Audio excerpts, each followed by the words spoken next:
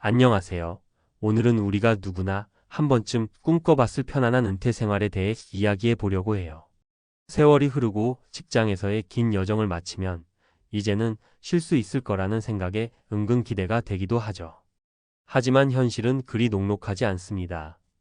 막상 퇴직 후 연금만 믿고 버티다 보니 생각보다 훨씬 큰 세금과 건보료가 발목을 잡고 그동안 준비해둔 노후 자금이 급격히 줄어드는 사례도 심심치 않게 들려옵니다. 오늘의 이야기 제목은 은행 지점장 60세 퇴직 후 연금 생활, 건보료 폭탄 맞고 결국 알바 뛰는 현실입니다. 사실 직업만 다를 뿐이지 누구에게나 일어날 수 있는 일이라고 생각해요. 30년 이상 일하며 경력을 쌓은 베테랑들도 이 정도면 노후 대책은 충분할 거야 라고 믿는 분들도 예상치 못한 지출로 인해 퇴직 후 삶의 위기를 겪는 사례가 많습니다. 그래서 오늘은 여러분께 실제로 있을 법한 3가지 사례를 풀어내며 은퇴 준비에 꼭 챙겨야 할 부분들을 같이 살펴보려 해요.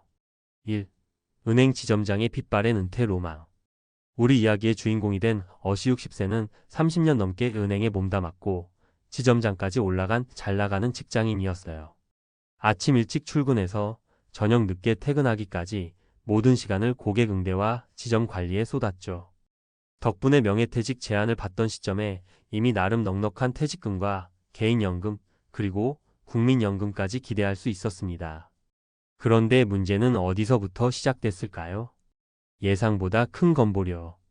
직장에 다닐 때는 급여에서 바로 빠져나가는 형태로 건강보험료를 납부하기 때문에 크게 실감하지 못할 수도 있어요. 하지만 직장이 없어지면 지역가입자로 전환되면서 부담해야 하는 건보료가 크게 오릅니다. 어씨는 퇴직 직후 건강보험 지역가입자로 전환되었는데 집과 자동차 등 재산을 기준으로 산정되는 보험료가 훨씬 높게 나온 거예요. 회사를 다닐 때야 그냥 월급에서 빠지는 돈이니 크게 신경 안 썼죠. 근데 퇴직하고 한 달이 지나니 건보료 고지서가 확 늘어난 걸 보고 깜짝 놀랐습니다. 이렇게 건보료가 예상을 훌쩍 뛰어넘자 처음 한두 달은 예금 통장에서 빠져나가는 돈을 보면서도 에이, 아직은 버틸만하지라고 생각했지만 시간이 흐를수록 생각보다 지출이 커졌습니다. 세금과 생활비의 현실.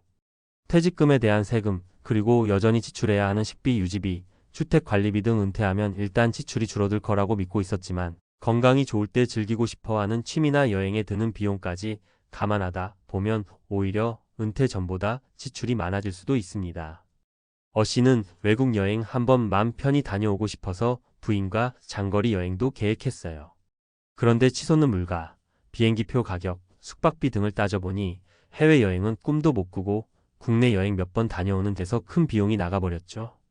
마음 먹고 놀아보겠다 싶었는데 퇴직하고 보니 수입은 뚝 끊기고 고정 지출은 계속 있고 야금야금 새어나가는 돈이 생각보다 많더라고요.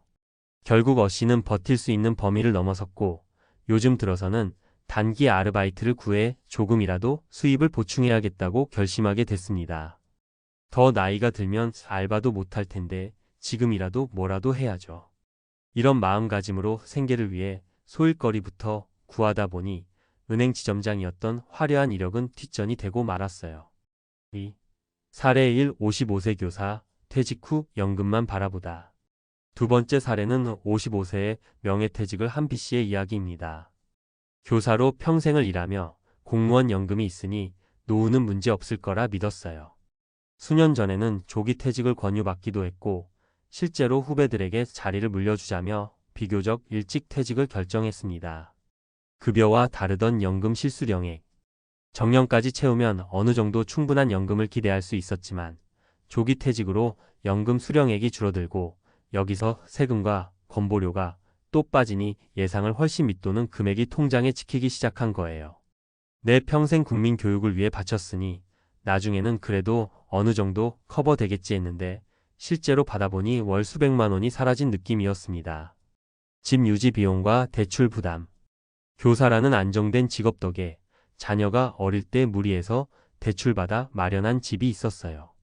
그런데 대출 상환이 아직 완전히 끝나지 않은 상태에서 퇴직이 되다 보니 연금 수령액 중 상당 부분이 이자나 원금 상환에 또 들어가게 된 거죠.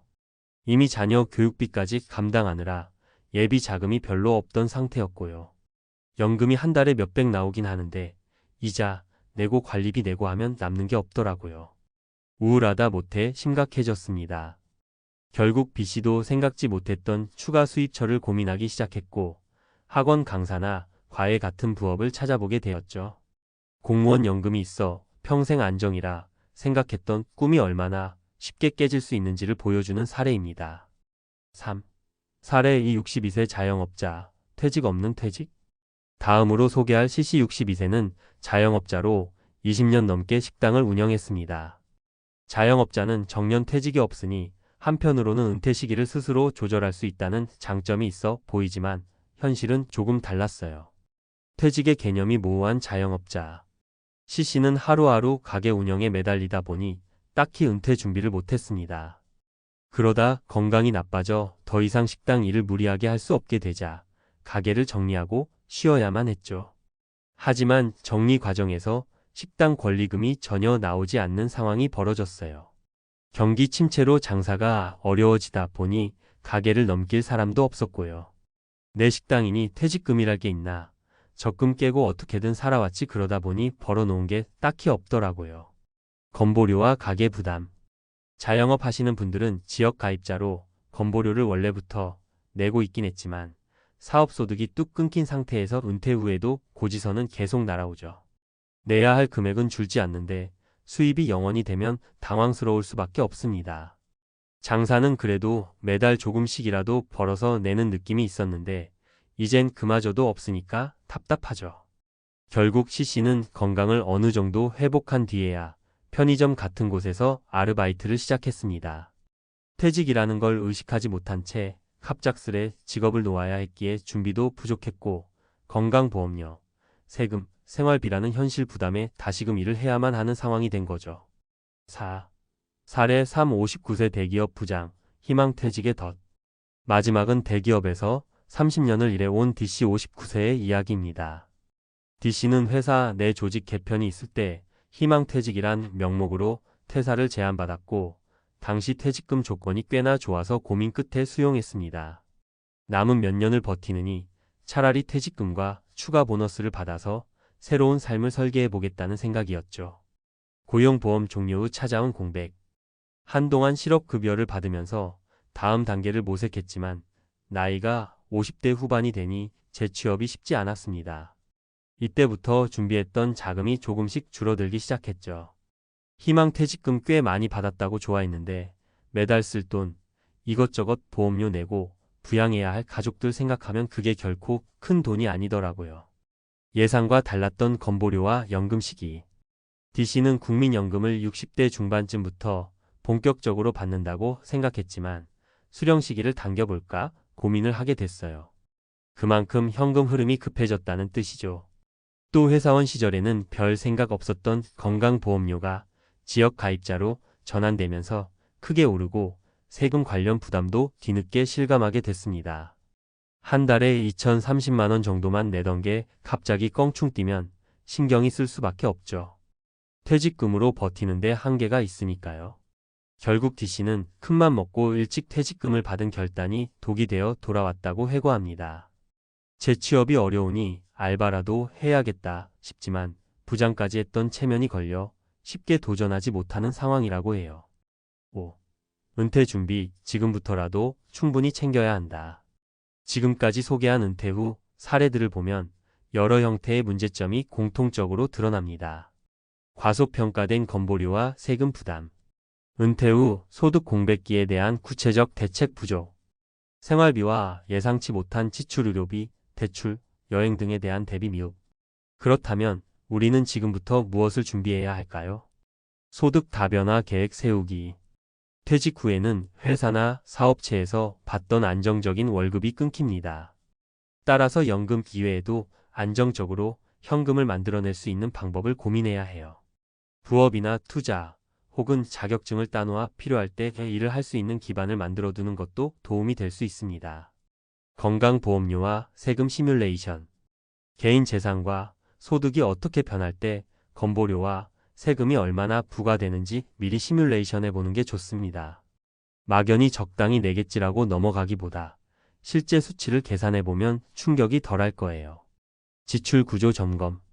은퇴 후에는 지출이 줄어든다고 생각하기 쉽지만 오히려 여가를 즐기려다 보면 지출이 많아질 수 있습니다. 특히 대출 상환 계획이 마무리되지 않은 경우에는 주거비 부담이 상당하기 때문에 여유로운 은퇴 생활을 상상하기가 힘들죠. 따라서 생활비 및 취미여행 비용 등도 구체적으로 따져서 월 고정 지출을 예측하고 이를 충분히 커버할 수 있는 재원을 마련해 두는 게 중요합니다. 건강관리 및 의료비 대비. 건강이 곧 돈입니다. 나이가 들수록 의료비 지출이 커질 수밖에 없어요. 사적인 보험이든 공적인 제도든 의료비가 어느 정도까지 커버가 되는지를 미리 확인하고 부족하면 보완해야 합니다.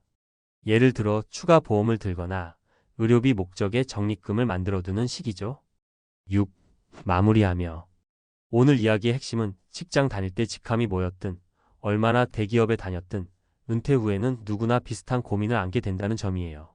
삶의 양식과 가치관이 달라진 시대에서는 단순히 몇 살까지 일하고 어느 정도 연금을 받을 테니 충분하겠지라는 공식이 쉽게 깨질 수 있습니다. 경제적 부담으로 고민이 깊어지면 나는 왜 이렇게 준비를 못했지 하고 자책하기보다는 지금부터라도 할 수 있는 조치를 취하는 게 중요합니다.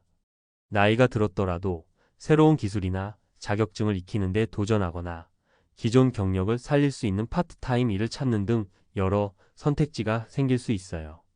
은행 지점장으로 근무했던 분도 결국은 알바를 찾고 대기업 임원도 재취업이 쉽지 않아 작은 가게를 열거나 택배 아르바이트를 뛸 수 있는 시대입니다. 그게 현실이긴 하지만 대비를 좀 더 철저히 한다면 더 나은 제2의 인생을 시작할 수도 있겠죠. 중요한 건 은퇴를 인생의 끝이 아닌 새로운 출발점으로 바라보고 일찍부터 구체적으로 준비해 나가는 것입니다. 이 글을 읽으시는 분들 중에도 은퇴를 앞두고 고민이 깊어진 분들이 계실 거라 생각해요. 혹은 아직 3040대라도 어차피 언젠가는 맞닥뜨려야 할 현실이죠. 아무쪼록 세금과 건보료에 발목 잡히지 않는 노후 준비를 위해 오늘부터 작은 것 하나라도 실천해 보시는 건 어떨까요? 여기까지가 은행 지점장 60세 퇴직 후 연금 생활, 건보료 폭탄 맞고 결국 알바 뛰는 현실에 대한 사례와 조언이었습니다. 우리의 노후가 더 행복해질 수 있도록 함께 현명한 은퇴 계획을 세워보아요. 연금 200 받는 63세 공기업 퇴직자, 현실은 알바 전쟁에 뛰어들었다. 퇴직 후 삶이 이렇게 될 줄은 몰랐습니다. 이제 연금만으로도 충분히 살겠지. 퇴직을 앞두고 있던 김진수 63씨는 그렇게 생각했다. 공기업에서 35년을 다니면서 열심히 일했고 연금으로 매달 200만 원을 받을 수 있으니 나쁘지 않다고 생각했다. 월급보단 적지만 이제는 회사에 매여 살 필요도 없고 가족과 여유롭게 살 수 있을 거라 기대했다. 하지만 현실은 달랐다. 퇴직 후 한 달, 두 달은 편했다. 늦잠을 자고 보고 싶던 친구들도 만나고 가족들과 여행도 다녀왔다. 그런데 시간이 지나면서 문제들이 하나씩 눈에 들어오기 시작했다. 생활비가 생각보다 많이 든다. 자녀 지원을 끊기가 쉽지 않다. 사회적 소속감이 사라졌다.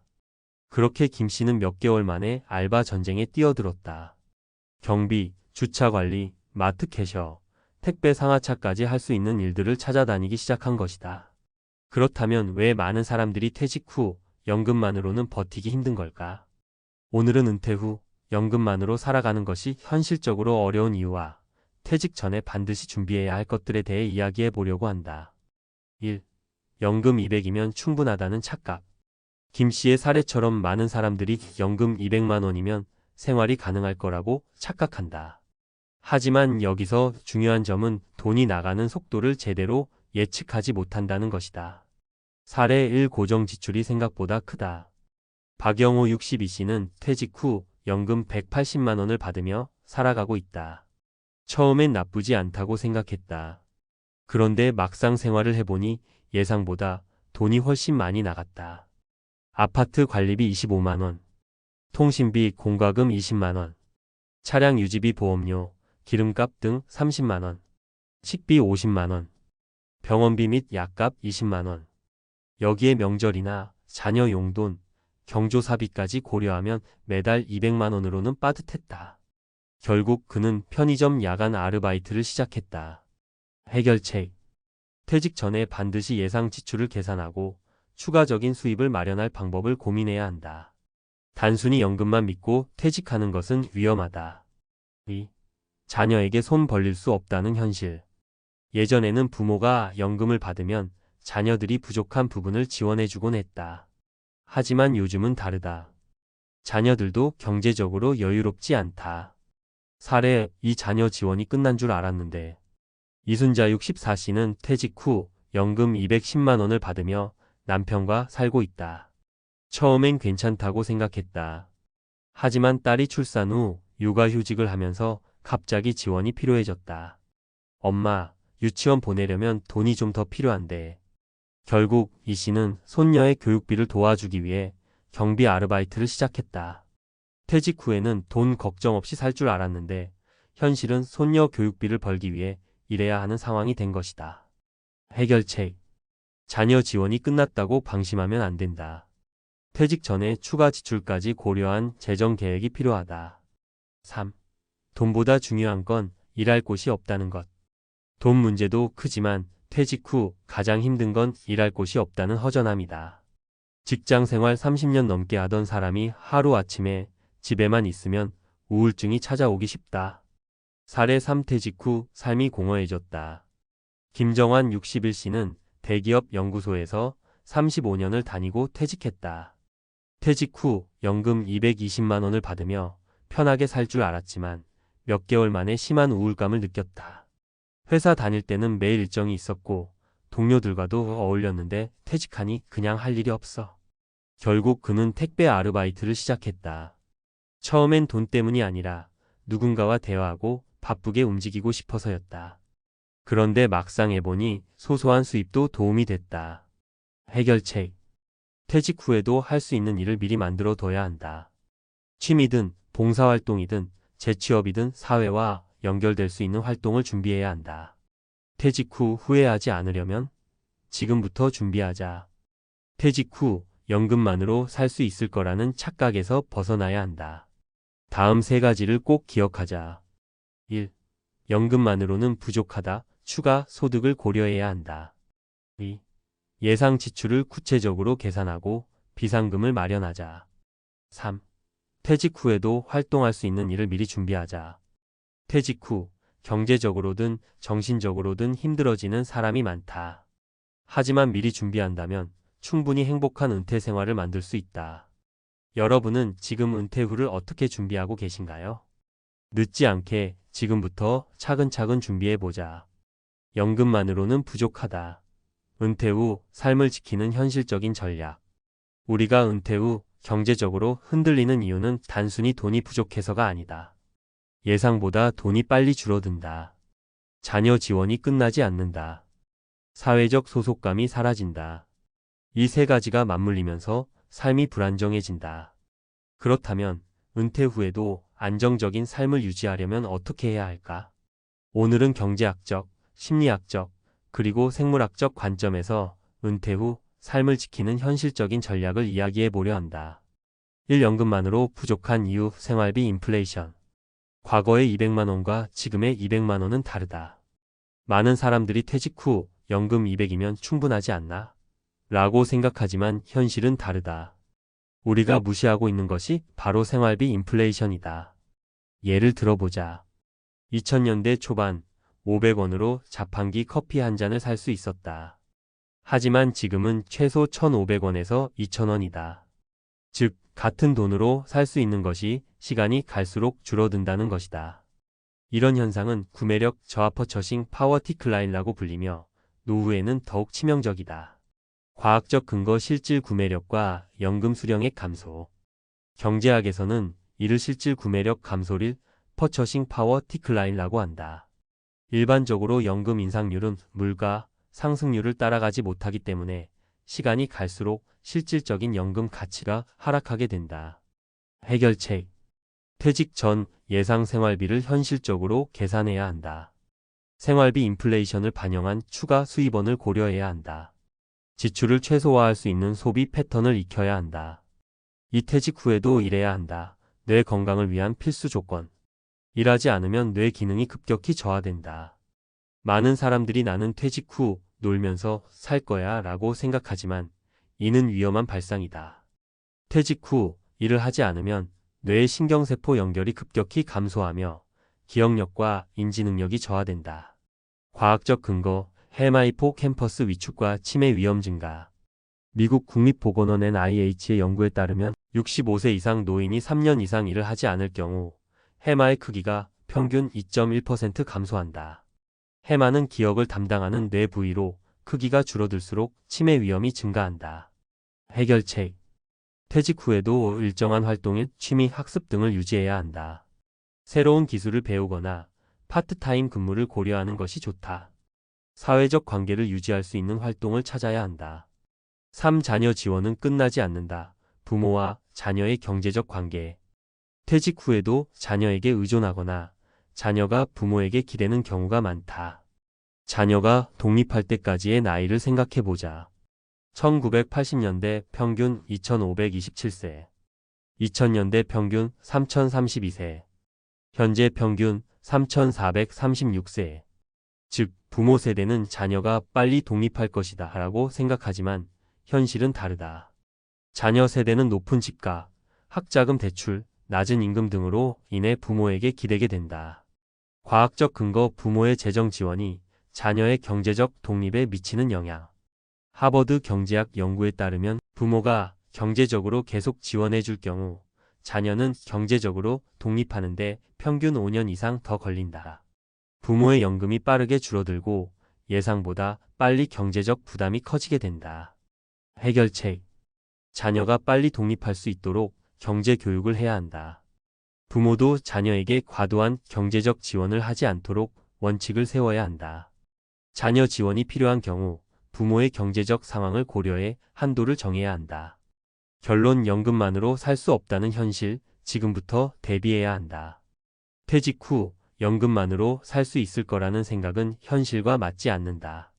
오늘 이야기한 것처럼 생활비 인플레이션으로 연금의 실질 구매력이 감소하고 뇌 건강을 위해서라도 일정한 일을 유지해야 하며 자녀 지원이 끝나지 않는 현실을 감안해야 한다.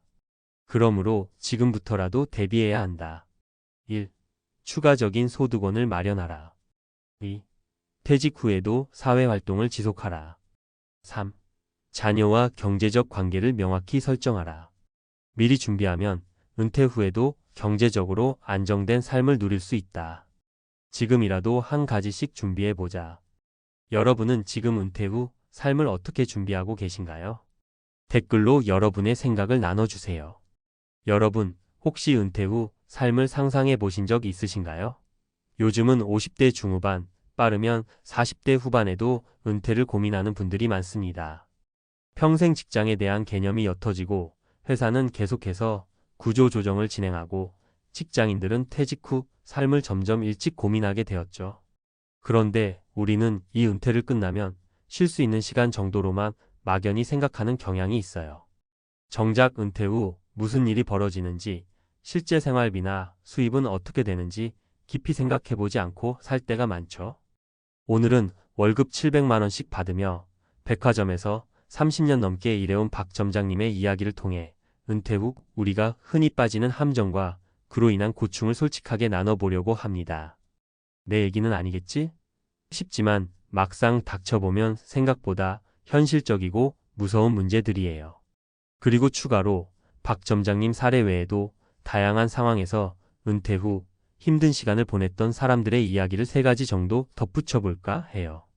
조금이라도 미리 알고 준비한다면 똑같은 함정에 빠지지 않을 수 있을 테니까요. 자, 그럼 시작해볼까요? 1. 퇴직 후 월 영원의 충격. 박 점장님은 55세까지 백화점에서 점장으로 근무했어요. 30년 넘게 한 우물을 판 셈이죠. 처음에는 평범한 판매 사원으로 시작해서 점장까지 올라갔으니 누구나 인정하는 회사의 얼굴이었습니다. 월급도 700만 원 정도 받았고 때때로 인센티브나 보너스가 추가로 들어오니 금전적으로는 크게 부족함이 없었어요. 그런데 문제는 퇴직과 동시에 수입이 영원이 되어버렸다는 사실이었어요. 그래도 어느 정도 퇴직금을 받았으니 괜찮겠지?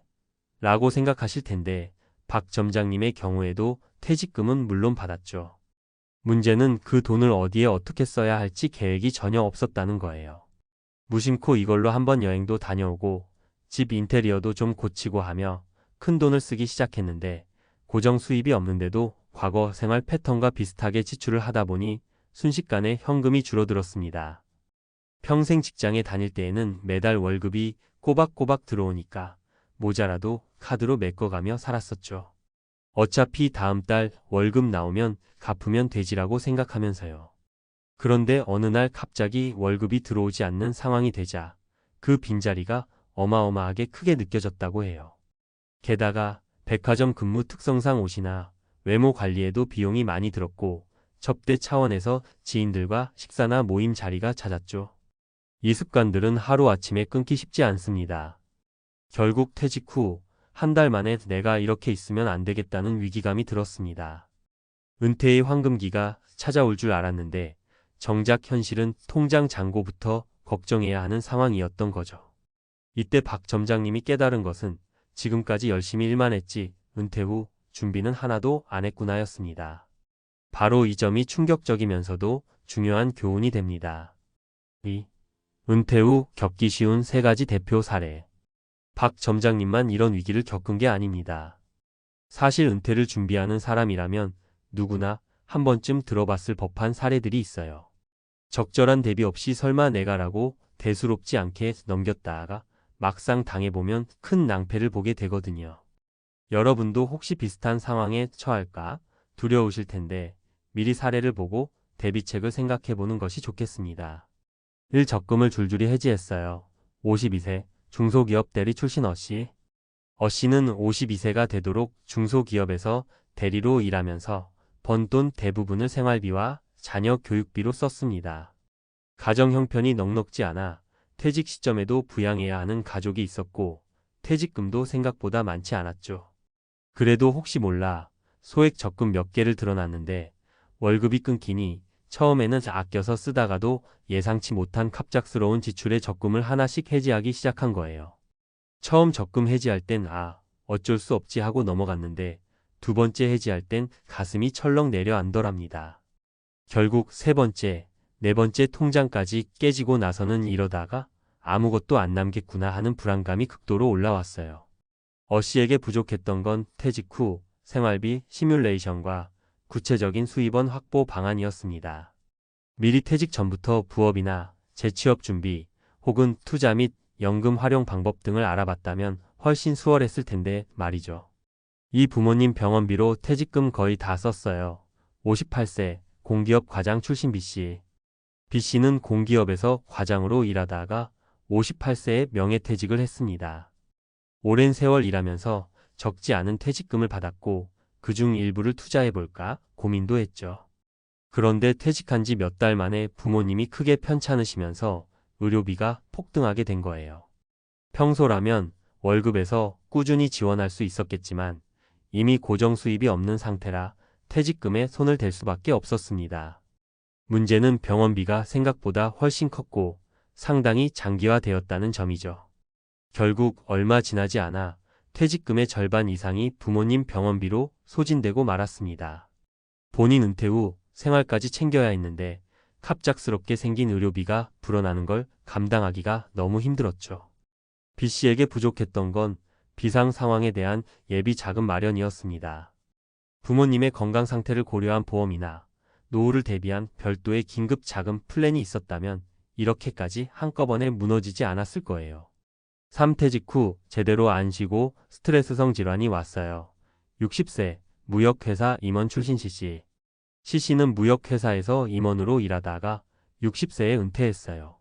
그동안 치열하게 일만 해왔으니 퇴직 후에는 나를 위한 시간을 가질 거라는 기대가 컸죠. 문제는 막상 퇴직을 하고 나니 해야 할 일이 아무것도 없다는 공허감이 확 밀려왔다는 겁니다. 몇 주는 꽤 즐겁게 보냈지만 시간이 길어지자 어디론가 소속되지 않았다는 불안함과 미래에 대한 막막함이 엄습했어요. 결국 C씨는 이 상태를 견디다 못해 다시 뭔가를 해야 한다는 강박감으로 여러 사업 아이템을 기웃거리게 됩니다. 그런데 사업이 처음이라 쉽게 착수하기 어려웠고 그렇다고 집에서 가만히 있자니 우울해지고 이런 악순환 끝에 스트레스성 불면증과 소화 장애까지 찾아왔습니다. 은퇴를 하면 스트레스가 줄어들 거라고 생각했던 게 완전히 빗나간 거죠. 3. 왜 이런 문제들이 터질까? 누구나 알고 있긴 합니다. 은퇴하면 수입은 줄고 지출은 줄이거나 관리해야 해. 하지만 많은 분들이 그래도 어떻게든 되겠지 하는 마음으로 막연하게 넘어가곤 해요. 그리고 은퇴 후 첫 한 달, 첫 1년 안에 문제가 터지면 그때서야 비로소 현실을 절감하게 됩니다. 주요한 이유는 크게 세 가지로 정리할 수 있어요. 목돈이 눈앞에 있으면 쉽게 써버린다. 퇴직금이나 적금 등을 목돈으로 손에 쥐면 이 정도면 당분간 괜찮겠지 싶어 과거 소비 습관을 그대로 유지합니다. 그리고 뒤늦게 남은 돈이 얼마 안 된다는 걸 깨닫죠. 추가 수입 계획이 없다. 퇴직 후에 당장 다시 취업하기 어렵거나 사업을 준비하지 않았다면 고정 수입 없이 지출만 하게 됩니다. 하다못해 월 50만 원이라도 들어올 구조를 만들어 놨다면 숨통이 트일 텐데 그런 게 전혀 없는 경우가 대부분이에요. 미래를 위한 구체적 시뮬레이션 부족. 의료비, 가정사, 주거비, 여가 취미여행 비용 등 은퇴 이후 예상치 못한 곳에서 돈이 나가곤 합니다. 막연히 연금만 있으면 되겠지라고 생각하기보다는 실제 지출 패턴을 월별 연도별로 미리 계산해 놓으면 좋습니다. 4. 은퇴 후 삶, 이렇게 준비해 보는 건 어떨까요? 그렇다면 은퇴 후 이런 파국을 맞지 않으려면 어떻게 해야 할까요? 사실 완벽한 답은 없어요. 사람마다 상황이 다르고 지출 구조나 가치관이 다르니까요. 그래도 몇 가지 공통된 팁이 있습니다. 1. 적절히 끊어낼 것은 끊자. 과거 직장 생활 습관을 100% 그대로 가져가면 안 됩니다.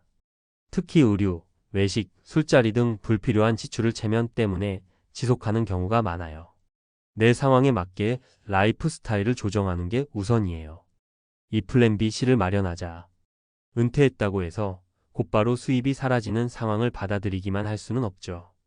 작게라도 무언가 시작해 보세요.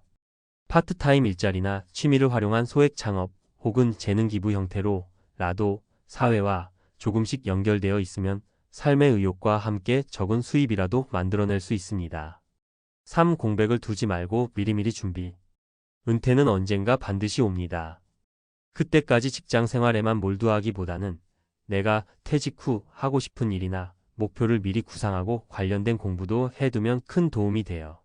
전업으로 무언가를 시작하기 어렵다면 퇴근 후나 주말을 이용해 조금씩 경험을 쌓아보세요. 4. 가족 지인들과의 소통도 중요. 배우자나 자녀 혹은 부모님 등 지원해야 할 가족이 있다면 미리 서로의 은퇴 이후 계획과 재정 상황을 공유해야 해요. 막상 나도 퇴직했으니 버는 돈이 없는데 자녀 학비가 이만큼 더 들어가네? 하는 식으로 예상치 못한 충격을 받으면 대책 세우기 쉽지 않습니다. 5. 마무리하며. 박 점장님 이야기를 처음 들으면 아니 700만 원씩 받던 사람이 어떻게 퇴직 후 한 달 만에 무너질 수 있지? 라고 생각하기 쉽습니다. 하지만 은퇴라는 게 참 아이러니합니다. 우리가 직장 생활 30년 동안 느끼던 압박에서 해방되는 순간이면서도 동시에 수입 없는 삶을 살아가야 하는 첫걸음이기도 하죠. 준비가 잘 되어 있다면 누구보다 자유롭고 행복한 시기가 되겠지만 그렇지 않다면 극심한 혼란과 스트레스에 빠질 수도 있습니다. 결국 핵심은 퇴직과 동시에 급격히 달라지는 환경을 미리 예상하고 대비책을 마련하는 것이에요. 지금 직장에서 월급을 받고 있다면 혹은 이미 퇴직을 앞두고 있다면 작은 것부터 점검해 보세요. 생활비는 어떻게 줄일 수 있을지, 수입원을 어디서 만들 수 있을지, 가족과의 커뮤니케이션은 충분한지 이런 사소한 점검과 계획이 모여서 은퇴 후 삶을 완전히 달라지게 만든답니다. 우리 모두가 언젠가 맞이하게 될 은퇴. 그 시기에 조금 더 여유롭고 조금 더 활기차게 지낼 수 있도록 지금부터 차근차근 하나씩 준비해보는 건 어떨까요? 준비된 은퇴는 새로운 시작이지만 준비 없는 은퇴는 추락의 시작이다. 조금 자극적인 말처럼 들리겠지만 박 점장님의 이야기가 결코 남의 일만은 아닙니다. 한 번뿐인 내 인생, 은퇴 후에도 더욱 빛나길 진심으로 바라며 오늘 이야기는 여기까지 마무리하겠습니다. 베이비붐 세대, 은퇴 후 충격적인 근황 빛 좋은 개살구, 그 이면의 그림자. 나 이제 뭐해 먹고 살지? 화려했던 시절은 뒤로 하고 막상 은퇴 후 덩그러니 남겨진 베이비붐 세대. 그들의 삶은 우리가 흔히 떠올리는 편안한 노후와는 거리가 멀다. 겉보기엔 여유롭고 행복해 보이는 그들의 삶 이면에는 생계라는 무거운 그림자가 드리워져 있다. 마치 빛 좋은 개살구처럼 말이다. 지금부터 베이비붐 세대의 은퇴 후 충격적인 근황을 살펴보고 그들의 어려움을 생생하게 전달하는 사례들을 통해 현실을 직시해보자. 1. 퇴직금 생각보다 빠르게 사라진다. 30년 일해서 모은 퇴직금 5년 만에 바닥났어요.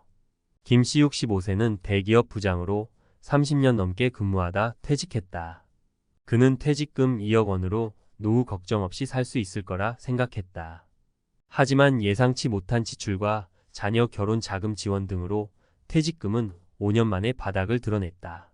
김 씨는 퇴직금이 이렇게 빨리 없어질 줄은 몰랐다며 씁쓸한 미소를 지었다.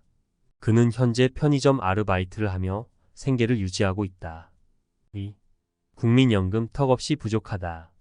국민연금으로는 겨우 쌀값 정도밖에 안 돼요. 박 씨 68세는 평생 성실하게 국민연금을 납부했다. 하지만 그가 받는 연금은 월 70만 원 남짓? 혼자 살기엔 턱없이 부족한 금액이다. 박 씨는 국민연금만 믿고 노후 준비를 소홀히 한 것이 후회된다며 한숨을 내쉬었다. 그는 현재 공공근로에 참여하며 부족한 생활비를 충당하고 있다. 3. 자녀에게 손 벌리기 쉽지 않다. 자식들도 먹고 살기 힘든데 어떻게 손을 벌려요. 이 씨 70세는 자녀들에게 경제적 지원을 받고 싶지만 쉽게 말을 꺼내지 못한다. 자녀들도 치솟는 물가와 불안정한 고용 환경 속에서 허덕이고 있기 때문이다. 이 씨는 자식들에게 짐이 되고 싶지 않다며 혼자 힘으로 생계를 꾸려나가고 있다. 그는 현재 폐지를 주우며 근근히 생활하고 있다. 이처럼 베이비붐 세대는 은퇴 후 냉혹한 현실에 직면하고 있다. 그들은 퇴직금, 국민연금, 자녀 지원 등 어느 것 하나 믿고 의지할 수 없는 상황이다. 그렇다면 베이비붐 세대는 어떻게 이 어려움을 극복하고 행복한 노후를 맞이할 수 있을까? 해결책. 적극적인 재취업 노력. 은퇴 후에도 경제활동을 지속하며 소득을 창출해야 한다. 자신의 경험과 기술을 살릴 수 있는 일자리를 찾거나 새로운 분야에 도전해보는 것도 좋은 방법이다. 합리적인 소비 습관. 불필요한 지출을 줄이고 계획적인 소비 습관을 들여야 한다. 노후 자금을 효율적으로 관리하고 예상치 못한 지출에 대비해야 한다. 사회적 관계 형성. 은퇴 후 사회적 고립을 겪지 않도록 다양한 활동에 참여하고 새로운 사람들을 만나야 한다. 취미활동이나 봉사활동 등을 통해 삶의 활력을 찾고 정신 건강을 유지해야 한다. 정부 지원 정책 활용. 정부에서 제공하는 다양한 노인 지원 정책을 적극적으로 활용해야 한다. 기초연금, 노인 일자리 사업, 노인 복지시설 등을 통해 경제적 어려움을 해소하고 건강한 노후를 보낼 수 있다. 베이비붐 세대의 은퇴 후 삶은 결코 쉽지 않다. 하지만 좌절하거나 포기하지 말고 적극적으로 노력한다면 행복한 노후를 맞이할 수 있다. 우리 사회도 베이비붐 세대가 안정적인 노후를 보낼 수 있도록 더 많은 관심과 지원을 아끼지 말아야 할 것이다. 늦었다고 생각할 때가 가장 빠른 때다. 지금부터라도 베이비붐 세대의 은퇴 후 삶에 대해 진지하게 고민하고 함께 해결책을 찾아 나가야 한다. 그들의 행복한 노후는 곧 우리 모두의 행복한 미래이기 때문이다. 30년 일에 모은 퇴직금 5년 만에 바닥. 베이비붐 세대 은퇴 후 충격적인 근황. 과학적으로 분석해보니 30년 뼈 빠지게 일해서 모은 퇴직금이 겨우 5년 만에 바닥났어요. 뭘 잘못한 걸까요? 이런 탄식 주변에서 한 번쯤 들어보셨을 겁니다. 특히 베이비붐 세대의 은퇴 후 삶을 들여다보면 이런 충격적인 이야기가 심심찮게 들려옵니다. 대체 왜 이런 일이 벌어지는 걸까요? 단순히 개인의 잘못된 선택이나 불운 때문일까요? 아니면 우리 사회 시스템이나 베이비붐 세대의 특성에 기인하는 문제일까요? 이제부터 과학적 근거와 이론을 바탕으로 이 문제를 깊이 파헤쳐 보겠습니다. 1. 장밋빛 환상에 가려진 냉혹한 현실. 계획 오류. 은퇴 후엔 여유롭게 여행 다니고 취미생활 즐기면서 살 거야. 은퇴를 앞둔 많은 사람들이 이런 꿈을 꿉니다. 하지만 현실은 냉혹합니다. 계획 오류 플래닝 팰러시 인지 심리학에서는 사람들이 미래에 대해 지나치게 낙관적인 예측을 하는 경향을 계획 오류라고 부릅니다. 즉, 은퇴 후 필요한 자금, 예상되는 지출 등을 과소평가하고 자신의 능력이나 상황을 과대평가하는 것이죠. 현재 편향 프레전트 바이어스 행동 경제학에서는 사람들이 당장의 만족을 위해 미래의 이익을 희생하는 경향을 현재 편향이라고 합니다. 젊을 때 노후 준비보다 현재의 소비나 투자에 집중하는 것도 이런 심리 때문입니다. 베이비붐 세대는 특히 고도 성장기에 젊은 시절을 보냈습니다. 이들은 하면 된다는 긍정적인 마인드와 함께 미래에 대한 낙관적인 기대를 품고 살았습니다. 하지만 급변하는 사회, 경제 환경 속에서 이들의 장밋빛 환상은 깨지기 쉽습니다. 2. 저금리 시대의 함정 화폐 착각. 은행 이자는 쥐꼬리만 한데 돈을 어디에 굴리란 말이야? 저금리 시대 예적금만으로는 자산을 불리기 어렵습니다. 하지만 많은 베이비붐 세대는 여전히 안전 자산을 선호합니다. 화폐 착각머니 일루전 행동 경제학에서는 사람들이 물가 상승을 고려하지 않고 명목 금액만 보고 판단하는 경향을 화폐 착각이라고 합니다. 즉, 이자율이 물가 상승률보다 낮다면 실질적인 자산 가치는 감소하는데도 단순히 돈이 늘었다는 생각에 만족하는 것이죠. 손실 회피로스 어버전 사람들은 이익보다 손실에 더 민감하게 반응합니다.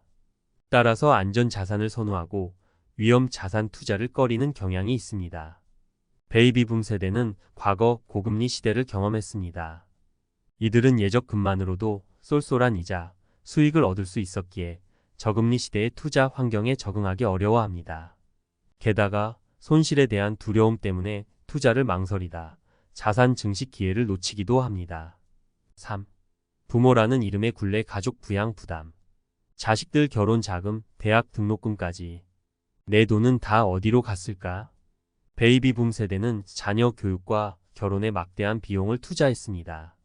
이는 퇴직 후 경제적 어려움을 가중시키는 요인입니다. 가족 부양 부담. 한국 사회에서는 여전히 부모가 자녀의 경제적 지원을 책임져야 한다는 인식이 강합니다. 이는 베이비붐 세대에게 큰 부담으로 작용합니다. 세대 간 부의 이전 베이비붐 세대는 부모 세대에게 경제적 지원을 받지 못했지만 자녀 세대에게는 막대한 지원을 제공했습니다. 이는 세대 간 부의 불균형을 심화시키는 요인입니다. 베이비붐 세대는 내 자식만큼은 잘 키워야 한다는 믿음으로 헌신적인 삶을 살았습니다. 하지만 이런 희생은 퇴직 후 삶을 더욱 힘겹게 만듭니다. 자녀에게 경제적 지원을 하다 보면 정작 자신의 노후 준비는 소홀해지기 쉽습니다. 4. 고령화 사회의 그늘 노후 파산. 이 나이에 다시 일자리를 구할 수 있을까? 막막하기만 하네. 고령화 사회, 은퇴 후에도 일자리를 찾기란 쉽지 않습니다. 이는 베이비붐 세대의 경제적 어려움을 더욱 심화시킵니다. 노후 파산 퇴직 후 소득이 급감하고 예상치 못한 지출이 발생하면 노후 파산에 이를 수 있습니다. 고령층 취업난. 고령층은 새로운 기술 습득이나 체력적인 한계 등으로 인해 취업시장에서 불리한 위치에 있습니다. 베이비붐 세대는 은퇴 후에도 경제활동을 지속해야 하는 상황입니다. 하지만 일자리를 구하기 어렵고 소득 수준도 낮아 경제적 어려움을 겪기 쉽습니다. 이는 빈곤층으로 전락하거나 심지어 노숙 생활까지 이어질 수 있습니다. 추천 도서. 노후 파산, 고득성, 샘 앤파커스 베이비붐 세대의 노후 파산 문제를 심층적으로 다룬 책입니다. 노후 파산의 원인과 해결책을 제시하며 독자들에게 경각심을 일깨워 줍니다. 은퇴 후 50년, 돈 버는 법, 강창희, 미디어일. 은퇴 후에도 돈을 벌 수 있는 다양한 방법을 소개하는 책입니다. 창업, 부동산 투자, 재취업 등 다양한 사례를 통해 독자들에게 실질적인 도움을 줍니다. 행복한 은퇴를 위한 심리학, 최인철, 21세기 북스. 은퇴 후 삶의 만족도를 높이는 심리학적 접근법을 제시하는 책입니다. 긍정적인 마인드, 사회적 관계 형성, 자기 개발 등을 통해 행복한 노후를 준비할 수 있도록 안내합니다. 30년 땀방울의 결실, 5년 만의 증발. 김 씨의 이야기로 살펴보는 베이비붐 세대의 노후 파산 위험. 안녕하세요, 독자 여러분. 오늘은 안타까운 사연 하나로 이야기를 시작해 보려 합니다. 김 씨는 30년 넘게 대기업에 몸담으며 성실하게 일했습니다. 퇴직 후 받은 2억 원의 퇴직금은 그에게 인생 이막의 든든한 버팀목이 될 것이라 믿었습니다. 하지만 5년이 지난 지금 김 씨는 편의점 아르바이트로 생계를 이어가고 있습니다. 퇴직금이 이렇게 빨리 없어질 줄은 몰랐다는 김 씨의 씁쓸한 고백은 많은 베이비붐 세대의 현실을 반영합니다. 대체 무엇이 김 씨의 노후 계획을 송두리째 흔들어 놓은 걸까요? 그리고 우리는 이런 안타까운 상황을 어떻게 예방할 수 있을까요? 지금부터 김 씨의 이야기를 통해 베이비붐 세대가 직면한 노후 파산의 위험성과 그 해결책을 함께 고민해 보겠습니다. 1. 계획 오류에 더 막연한 낙관 vs 냉혹한 현실. 많은 사람들이 은퇴 후 삶을 낭만적으로 상상합니다. 하지만 퇴직금은 생각보다 빠르게 사라지고 예상치 못한 지출은 끊임없이 발생합니다. 김 씨 역시 자녀 결혼 자금, 의료비 등 예상 밖의 지출에 퇴직금을 쏟아붓다 보니 어느새 노후 자금이 바닥나 버렸습니다. 이는 계획 오류 플래닝 팰럿이라는 인지적 편향과 관련이 있습니다. 사람들은 미래에 대해 지나치게 낙관적인 예측을 하는 경향이 있습니다. 은퇴 후 필요한 자금, 예상되는 지출, 자신의 건강 상태 등을 과소평가하고 퇴직금이나 연금 등으로 충분히 노후를 보낼 수 있을 거라 착각하는 것이죠. 2. 저금리 시대의 함정 안전 자산 vs 자산 증식. 김 씨는 퇴직금을 안전하게 은행 예금에 넣어 두었습니다. 하지만 저금리 시대에는 예적금만으로는 자산을 불리기 어렵습니다.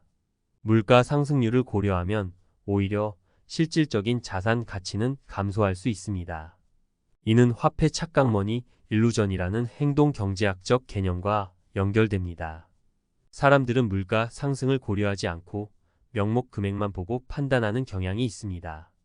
즉, 이자율이 물가 상승률보다 낮다면 실질적인 자산 가치는 감소하는데도 단순히 돈이 늘었다는 생각에 만족하는 것이죠.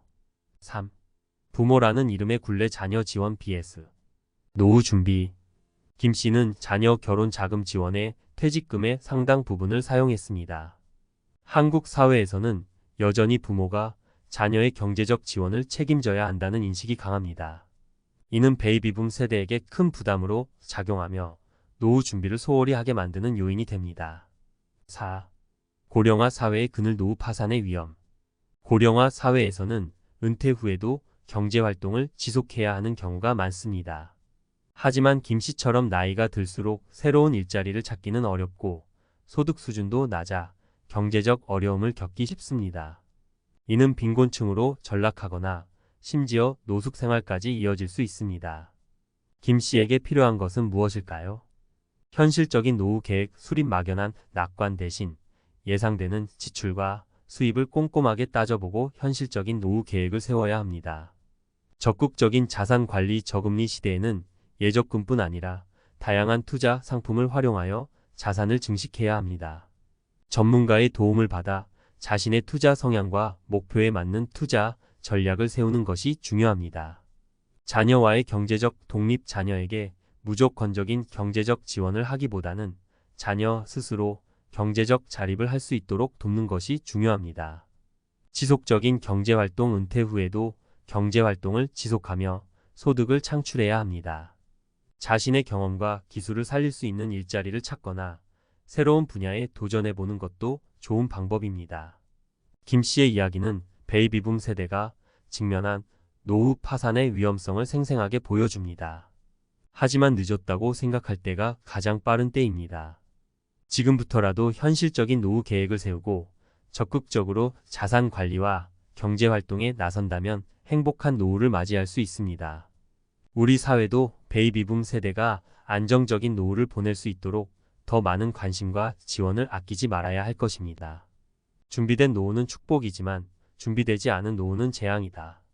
이 말을 늘 가슴에 새기고 오늘부터라도 행복한 노후를 위한 준비를 시작해보는 건 어떨까요? 국민연금 쌀값도 안 돼. 박 씨의 한숨, 우리 모두의 미래일까? 국민연금으로는 겨우 쌀값 정도밖에 안 돼요. 박 씨의 씁쓸한 한숨은 마치 날카로운 비수처럼 제 가슴을 꿰뚫었습니다.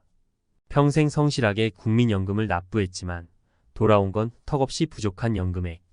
68세의 박 씨는 지금도 공공근로에 참여하며 부족한 생활비를 충당하고 있습니다. 박 씨의 이야기는 단순히 한 개인의 안타까운 사연으로 치부할 수 없습니다. 그것은 바로 우리 사회의 노후, 빈곤 문제를 적나라하게 드러내는 단면이기 때문입니다. 특히 베이비붐 세대에게 국민연금은 노후 생활의 핵심적인 버팀목이 되어야 하지만 현실은 그 기대에 턱없이 못 미치고 있습니다. 지금부터 기자의 시각으로 박 씨의 이야기를 풀어내고 국민연금 제도의 문제점과 개선 방향, 그리고 우리가 준비해야 할 노후 전략에 대해 함께 고민해보는 시간을 갖겠습니다. 1. 국민연금, 왜 빚 좋은 개살구가 되었나? 국민연금은 국민 모두의 노후를 보장한다는 숭고한 목표 아래 탄생했습니다. 하지만 현실은 그 목표와는 거리가 멉니다. 낮은 소득 대체율, 국민연금의 소득 대체율, 은퇴 전 소득 대비 연금액 비율은 OECD 국가 중 최하의 수준입니다. 박 씨처럼 평생 성실하게 국민연금을 납부해도 은퇴 후 생활비를 충당하기엔 턱없이 부족한 연금액을 받는 경우가 많습니다. 고령화와 저출산, 빠르게 진행되는 고령화와 저출산은 국민연금 재정에 큰 부담을 안겨줍니다. 연금을 받는 사람은 늘어나는데 보험료를 내는 사람은 줄어들면서 재정 건전성에 대한 우려가 커지고 있습니다. 잦은 제도 변경, 국민연금 제도는 정권이 바뀔 때마다 수시로 변경되어 왔습니다. 이는 국민들의 불신을 키우고 노후 준비에 대한 불안감을 가중시키는 요인이 됩니다. 2. 국민연금만 믿었다가는 큰일 난다. 박 씨의 이야기는 우리에게 중요한 교훈을 줍니다. 바로 국민연금만 믿고 노후 준비를 소홀히 해서는 안 된다는 것입니다. 개인연금, 퇴직연금 등 다층적인 노후 준비 필요, 국민연금 외에도 개인연금, 퇴직연금 등 다양한 연금 상품을 활용하여 노후 소득을 보완해야 합니다. 저축과 투자, 젊을 때부터 꾸준히 저축하고 투자를 통해 자산을 증식해야 합니다. 물가 상승률을 고려하여 실질적인 자산 가치를 유지하는 것이 중요합니다. 건강관리, 건강은 노후 생활의 가장 중요한 자산입니다. 젊을 때부터 꾸준히 건강관리를 해야 의료비 부담을 줄이고 활기찬 노후를 즐길 수 있습니다. 3. 국민 모두의 노후를 위한 국민연금 개혁, 어떻게 해야 할까? 국민연금 제도는 지속 가능성을 확보하고 국민들의 노후를 실질적으로 보장할 수 있도록 개혁되어야 합니다. 소득 대체율 인상, 국민연금의 소득 대체율을 OECD 평균 수준으로 끌어올려 은퇴 후 생활비를 충당할 수 있도록 해야 합니다. 보험료율 인상, 재정 건전성을 확보하기 위해 보험료율을 단계적으로 인상해야 합니다. 수급 연령 조정, 고령화 추세에 맞춰 수급 연령을 점진적으로 상향 조정해야 합니다. 기금 운용 수익률 제고, 국민연금 기금의 안정적인 운용과 수익률 제고를 위한 노력이 필요합니다. 4. 100세 시대, 우리 모두의 과제. 100세 시대, 노후 준비는 더 이상 선택이 아닌 필수입니다. 박 씨의 이야기는 우리 모두에게 경각심을 불러일으킵니다. 3층 연금으로 든든한 노후 준비, 국민연금, 퇴직연금, 개인연금으로 구성된 3층 연금 시스템을 통해 안정적인 노후 소득을 확보해야 합니다. 평생 학습, 급변하는 사회에 적응하고 은퇴 후에도 경제활동을 지속하기 위해 평생 학습해야 합니다. 건강한 라이프 스타일, 규칙적인 운동과 건강한 식습관을 통해 건강한 노후를 준비해야 합니다. 사회적 관계 형성, 은퇴 후에도 사회적 관계를 유지하고 다양한 활동에 참여하여 삶의 활력을 찾아야 합니다. 박 씨의 이야기는 우리 사회의 노후 빈곤 문제를 다시 한번 생각하게 합니다. 국민연금 제도 개혁과 함께 개인 차원의 노후 준비 노력이 병행되어야만 100세 시대를 행복하게 살아갈 수 있습니다. 노후 준비는 빠를수록 좋다. 이 말을 늘 가슴에 새기고 오늘부터라도 행복한 노후를 위한 첫걸음을 내디디시길 바랍니다. 벼랑 끝에 몰린 효, 폐지 줍는 70대 노인, 자식에게 짐되기 싫어. 늦은 밤, 희미한 가로등 불빛 아래 폐지를 줍는 이 70세의 구분 등은 쓸쓸함 그 자체였습니다. 자식들도 먹고 살기 힘든데 어떻게 손을 벌려요. 이 씨의 목소리는 떨렸습니다.